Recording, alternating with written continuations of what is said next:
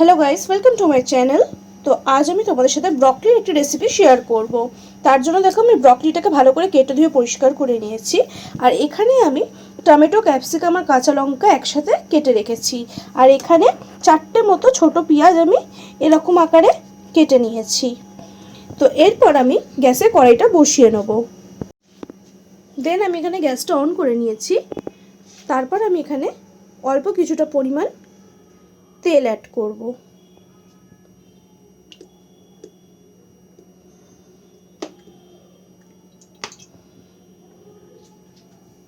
তো তেলটা একটু গরম হয়ে গেলে ব্রকলিগুলো এখানে আমি হালকা ভেজে নেব। তো তেলটা গরম হয়ে গেছে, এরপর আমি এখানে ব্রকলিগুলো ভেজে নেব।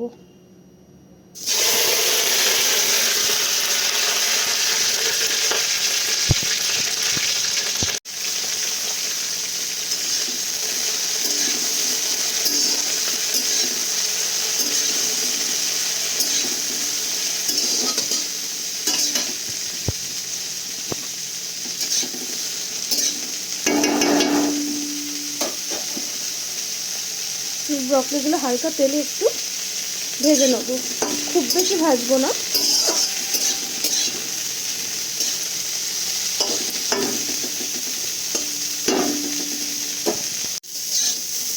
তো দেখো ব্রকলিগুলো হালকা ভাজা ভাজা হয়ে গেছে, এরপর আমি এগুলোকে তুলে রাখবো। তো ব্রকলিগুলো তুলে রাখার পর এই কড়াইয়ে আমি আরও কিছুটা পরিমাণ তেল অ্যাড করছি।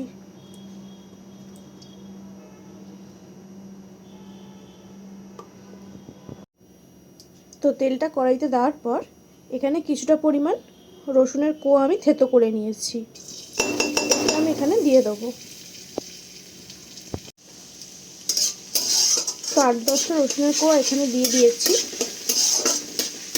এটা হালকা ভেজে নেব। আর কিছুটা চেরা কাঁচা লঙ্কা এখানে আমি অ্যাড করব।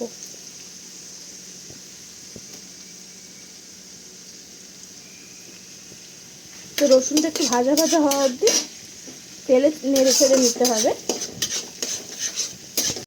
তো রসুনটা এরকম হালকা ভাজা ভাজা হয়ে এলে এখানে আমি পেঁয়াজ কুচি অ্যাড করে দেবো। পেঁয়াজটা ভালো করে একটু ভেজে নেব।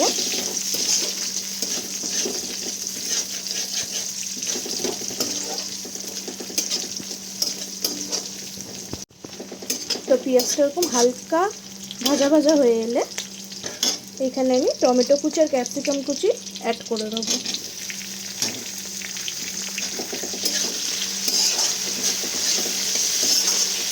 তারপর সব কিছু ভেজিসগুলো একসাথে আমি মিক্স করে নেবো ভালো করে।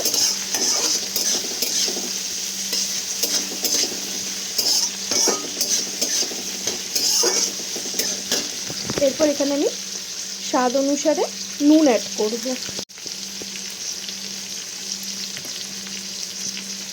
নুনটা তোমরা বুঝে দেবে, যতটা তোমরা সবজি ব্যবহার করবে সেই বুঝে কিন্তু নুনটা তোমরা অ্যাড করবে।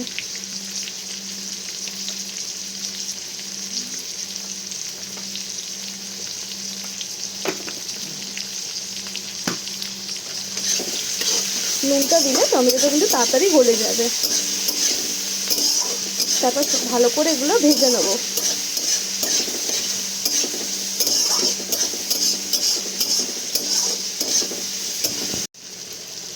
নুন দেওয়ার পর এখানে আমি কালারের জন্য কাশ্মীরি মির্চ ব্যবহার করলাম।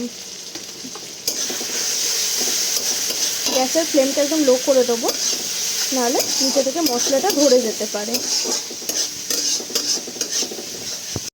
আর ঝালের জন্য এখানে আমি গুঁড়ো লঙ্কা ব্যবহার করলাম। যেহেতু আমি কাঁচা লঙ্কা দিয়েছি অলরেডি, সেই বুঝে কিন্তু গুঁড়ো লঙ্কাটা আমাদের দিতে হবে। তোমরা নিজেদের ঝালের স্বাদ অনুসারে লঙ্কাটা ব্যবহার করো। তারপর সব কিছু ভালো করে মিক্স করে নেব। এরপর আমি এখানে অ্যাড করব টমেটো কেচাপ। যেহেতু টমেটো দিয়েছি তাই অল্প কিছুটা পরিমাণে আমি এখানে টমেটো কেচাপ ব্যবহার করলাম। টমেটো কেচাপ দেওয়ার পর এখানে আমি 1 ছিপি মতো ডার্ক সয়া সসের ব্যবহার করলাম। এই রেসিপিটা উইথাউট জলেই হয়, কিন্তু একদম লো ফ্লেমে আমি করছি। কিন্তু যদি তোমাদের মশলা নিচে থেকে ধরে যায় তাহলে কিন্তু জলে ছিটে দিয়ে দিয়ে ভালো করে কষিয়ে নিও। এরপর আমি এখানে অ্যাড করব রেড চিলি সস।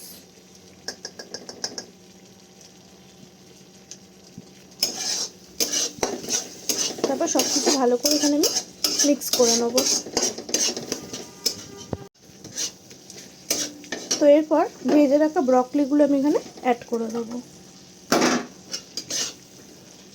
বেশ ভালো করে মশলার সাথে আমি মিশিয়ে নেব, আর একদম লোতে রেখে ঢাকা দিয়ে দিয়ে কিছুক্ষণ এটাকে কুক করতে হবে, যাতে খুব বেশি শক্তও না থাকে ব্রকলিটা আর খুব নরমও না হয়ে যায়।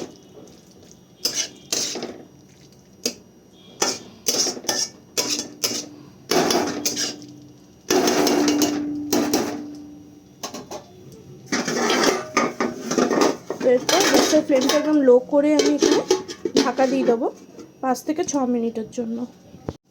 তো 5 থেকে 6 মিনিট আমি বলেছিলাম, কিন্তু আমি এর আগে একবার খুলে দেখে গেছিলাম, ঠিক মতো হয়নি। তো এরপর আমি 10 মিনিট হয়েছে, এবার আমি এটাকে খুলে দেখব যে ভালো মতো এটা কুক হয়েছে কিনা। তো এখানে আমি একটা ব্রকলি হালকা ভেঙে দেখছি, একটু ক্রাঞ্চিনেস থাকবে, এটা খুব নরম হলে তো ভালো লাগবে না। তো যা করে একটু সেদ্ধ ঢাকা দিয়ে দিয়ে করতে হবে।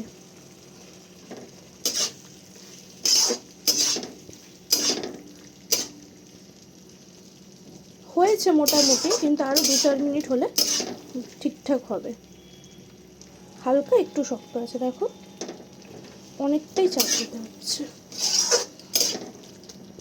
তো এটা আরও 2 থেকে 4 মিনিট মতো হয়ে যাক। 2-4 মিনিট এখানে আমি আরও লো ফ্লেমে এটাকে রান্না করে নেব। তো কিছুক্ষণ পর আমি দেখে নেব, দেখো এবার কিন্তু প্রপারলি আমাদের হয়ে গেছে।